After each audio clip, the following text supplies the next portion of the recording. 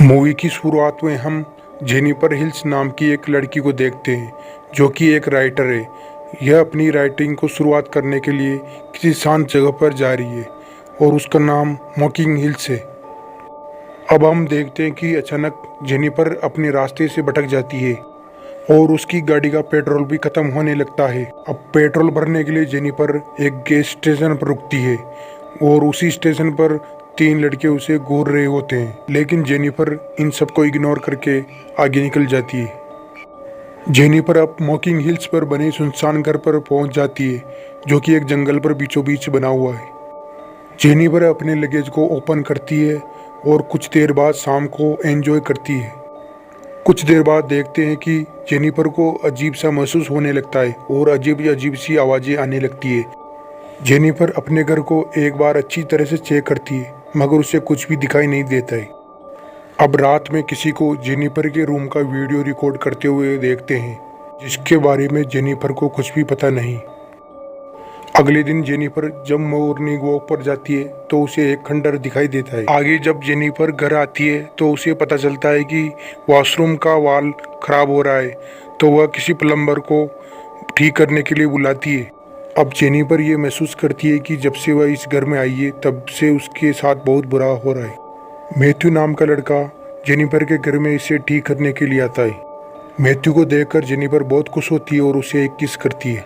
आगे हम देखते हैं कि जॉनी, स्टैनली, एडी और मैथ्यू फिशिंग करने के लिए एक जगह पर मिलते हैं। स्टैनली अपने दोस्तों को वीडियो रिकॉर्डिंग दिखाता है जो उसने जेनिफर के रूम का छुपकर वीडियो बनाया था, जिससे पता चलता है कि स्टैनली एक बुरा व्यक्ति है। इस वीडियो को ये तीनों दोस्त बहुत मजे से देखते हैं।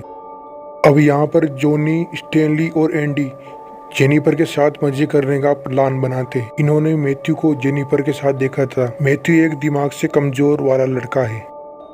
अब रात में वो चारों लड़के मजे करने के लिए जेनिफर के रूप में घुसते हैं, जिसे देखकर जेनिफर समझ जाती है कि अब उसके साथ बहुत बुरा होने वाला है। अब ये लड़के जेनिफर के साथ बहुत बुरा बर्ताव करते हैं। अब ये लड़के मैथ्यू को भी जेनिफर के साथ शोषण करने के लिए कहते हैं। मैथ्यू जेनिफर के साथ ऐसा कुछ भी नहीं कर रहा था। अब मौका पाकर जेनिफर यहाँ से भाग निकलती है और भागते हुए जंगल में पहुंच जाती है जहाँ उसे दो व्यक्ति मिलते हैं। इनमें बूढ़ा व्यक्ति वही होता है जिसने जेनिफर को केबिन किराए में दिया था और दूसरा व्यक्ति इस इलाके का शेरिफ है। जेनिफर यहाँ उन्हें रोते हुए बताती है कि चार लड़कों ने उसके रूम में घुसकर उसे बहुत मारा। शेरिफ जेनिफर से उन लड़कों का हुलिया पूछता है। जेनिफर बताती है कि ये वही लड़के हैं जो गैस स्टेशन पर काम करते हैं।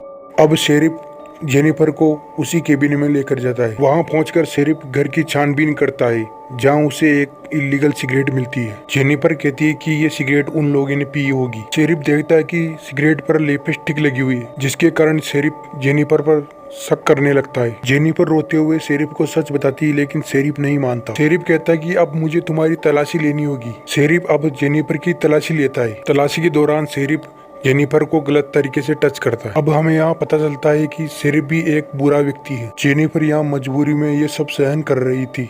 इसी दौरान आगे हम देखते हैं कि वो चारों लड़के जेनिफर के रूम में फिर से दाखिल होते हैं और यहाँ हमें यह पता चलता है कि शेरिफ और वो चारों लड़के एक साथ मिले हुए हैं। अब ये सभी लोग जेनिफर के साथ शारीरिक शोषण करते हैं तथा उसके साथ बलात्कार करते हैं। तभी थोड़ी देर बाद जेनिफर जमीन से उठकर खड़ी होती है, जिसे देखकर ये लोग उस पर हंसते और कहते हैं कि अभी भी इसमें जान बाकी है। इसी दौरान जेनिफर नदी में कूद जाती है और वापस नहीं निकलती है। तभी यह देखकर सभी लोग डर जाते हैं और कहते हैं कि अगर जेनिफर जिंदा बच गई तो सभी लोग मुसीबत में पड़ जाएंगे। शेरिफ कहता है कि हमें किसी भी हालात में जेनिफर को ढूंढना होगा और उसका हर सबूत मिटाना होगा। अब ये लोग जेनिफर के सारे सबूत मिटाने लग जाते हैं। इन्होंने जेनिफर के सारे सबूतों को जला दिया। अब आगे हम देखते हैं कि मैथ्यू जेनिफर के साथ किए हुए गलत कार्य को याद करके पछताता है। इसके बाद हम देखते हैं कि उस बूढ़े आदमी को जेनिफर से रिलेटेड कोई कॉल आता है। उस कॉल से उस बूढ़े आदमी को जेनिफर के कई महीने से लापता होने का पता चलता है। अब वह बूढ़ा आदमी शेरिफ को कॉल करता है और कहता है कि मैंने जेनिफर को आखिरी बार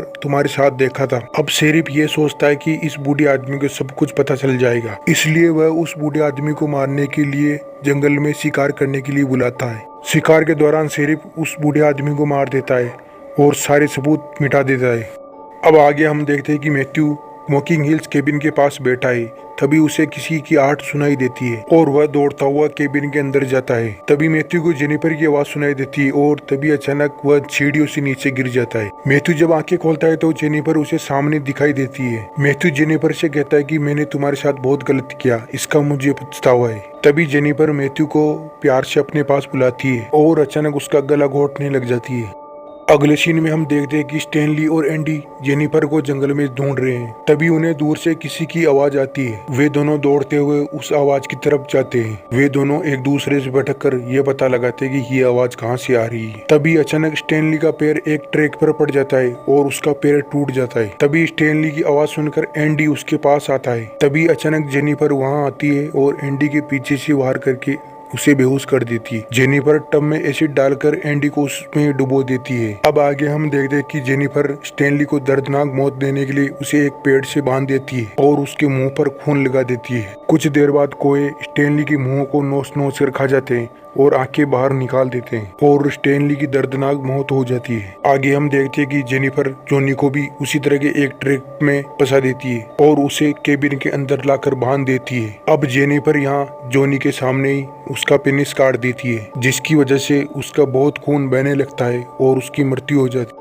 ये वही केबिन है जहाँ जेनिफर ने मूवी की शुरुआत में रनिंग करते हुए देखा था। इसी जगह जेनिफर ने सबका मर्डर किया था। मूवी के एंड में जेनिफर एक प्लान बनाती है। वह शेरिफ की बेटी को किडनैप करती है और शेरिफ को फंसाने के लिए उसे केबिन में बुलाती है। अब जेनिफर शेरिफ को बांध देती है और उसके पिछवाड़े शॉटगन लगा देती है। जेनिफर उस शॉटगन के ट्रिगर को रस्सी से बांध देती है और रस्सी के दूसरे छोर को शेरिफ के सामने बेहोश पड़े मैथ्यू के हाथ में बांध देती है। जेनिफर शेरिफ को कुछ देर तक टॉर्चर करने के बाद वहां से चली जाती है। कुछ देर बाद मैथ्यू को होश आते ही वह खड़ा होने की कोशिश करता है, जिससे मैथ्यू के हाथ में बंधी रस्सी से ट्रिगर दब जाता है और ट्रिगर दबने से मैथ्यू और शेरिफ की मृत्यु हो जाती है। इस तरह जेनिफर अपने साथ हुए हादसे का बदला सभी को मार कर लेती है और मूवी समाप्त हो जाती है। आपको ये मूवी कैसी लगी कमेंट करके जरूर बताएं। वीडियो को लाइक और शेयर करें।